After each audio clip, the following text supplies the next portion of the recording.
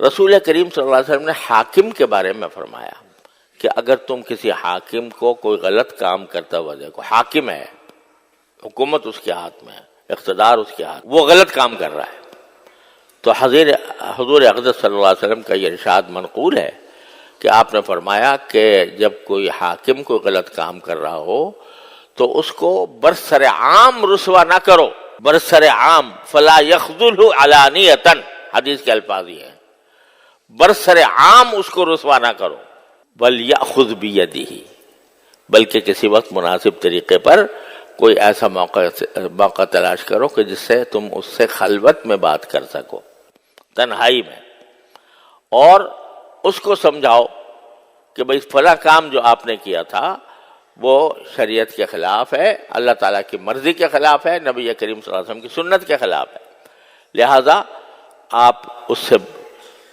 باز آ جائیں، خیرخواہی کے ساتھ اس کو کہو۔ یعنی حاکم کے بارے میں بھی نبی کریم صلی اللہ علیہ وسلم نے خاص طور پر یہ فرمایا کہ اگر تم کسی اپنے حاکم سے کوئی غلط بات دیکھو تو فلا یخذلہ علانیۃ، یہ الفاظ ہیں، اس کو برسر عام رسوا نہ کرو بلکہ اس کو خلوت کے اندر سمجھاؤ۔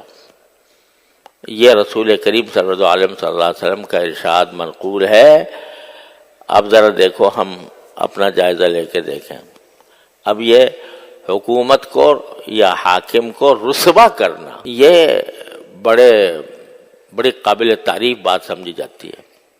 دیکھو جی، حکومت کے خلاف یہ اتنا بولتا ہے اور اس طرح بولتا ہے کہ بڑے بڑے لفظ لوگوں نے نکال رکھے ہیں کہ اس نے حاکم کو جو ہے رسوا کر دیا، ذلیل کر دیا، تو یہ الفاظ استعمال کیے جاتے ہیں۔ جو جتنی بڑی گالی دے حاکم کو اتنا ہی بڑا مجاہد ہے وہ۔ یہ کہیں یہ حدیث سن لی ہے کہ کلمۃ حق عند سلطان جائر، کہ حق کی بات کہنا کسی ظالم بادشاہ کے سامنے، یہ جہاد ہے۔ حدیث میں ایک الفاظ ہے یہ کہ حق کی بات کہنا کس کے سامنے؟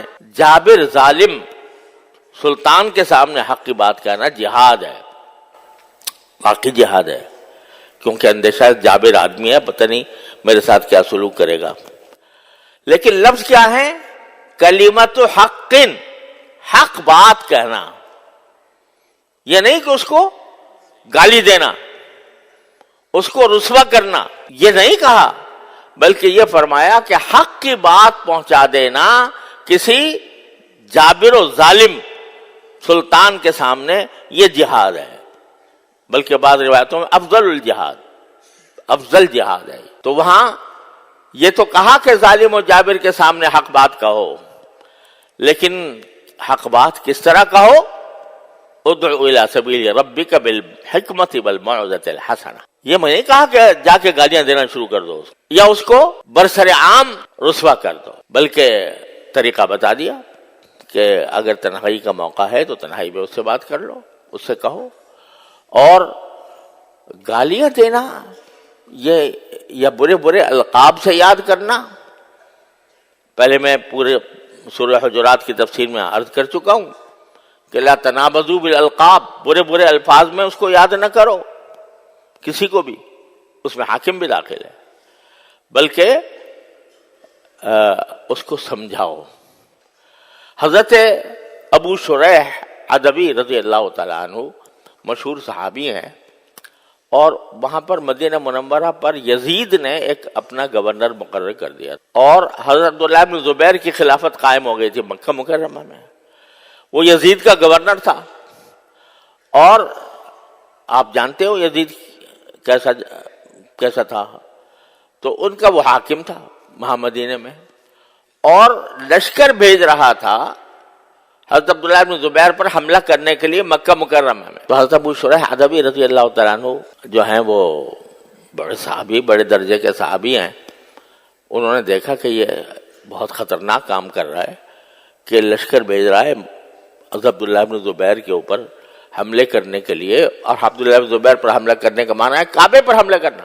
تو وہاں انہوں نے جا کر کیا بات کی؟ سلطان جائر تھا وہ، اندیشہ تھا کہ اگر میں اس کے سامنے کوئی بات کہوں گا تو ہو سکتا ہے مجھے بھی گرفتار کر لے. لیکن الفاظ کیا استعمال کیے؟ ایھا الامیر قد احدثک قولا قام به رسول اللہ صلی اللہ علیہ وسلم.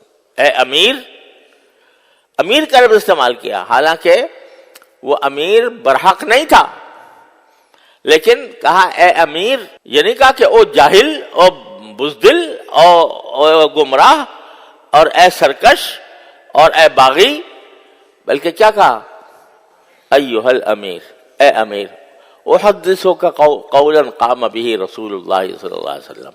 میں آپ کو ایک وہ بات سناتا ہوں جو رسول کریم صلی اللہ علیہ وسلم نے حجۃ الوداع کے موقع پر ارشاد فرمائی تھی. سمعت اذنائی ووعاہ قلبی، میرے کانوں نے وہ بات سنی ہے، میرے دل نے اس کو محفوظ رکھا ہے.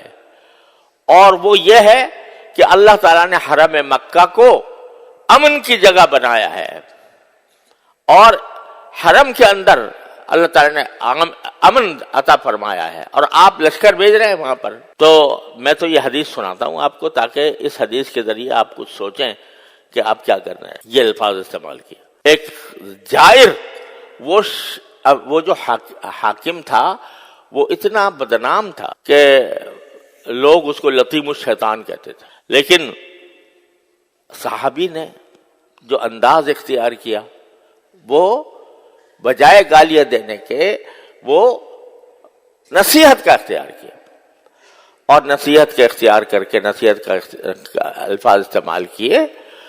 یہ نہیں کیا کہ اس کو جلانا، وہ برسر عام رسوا کر دینے والی بات کی ہو. تو یہ طریقہ ہے جو ہمارے جو انبیاء کرام کا طریقہ ہے، جو صحابہ اعظام کا طریقہ ہے، جو قرآن کا طریقہ ہے کہ اپنے پروردگار کی طرف حکمت کے ذریعے بلاؤ اور اچھی نصیحت کے ذریعے بلاؤ لوگوں کو. غصہ نکالنا یا کسی کو ذلیل کرنا یہ مقصود نہیں ہے قرآن کریم. نہ قرآن کریم کا مقصود ہے، نہ سنت رسول اللہ صلی اللہ علیہ وسلم کا مقصود ہے، نہ صحابہ کرام کا عمل اس کے مطابق.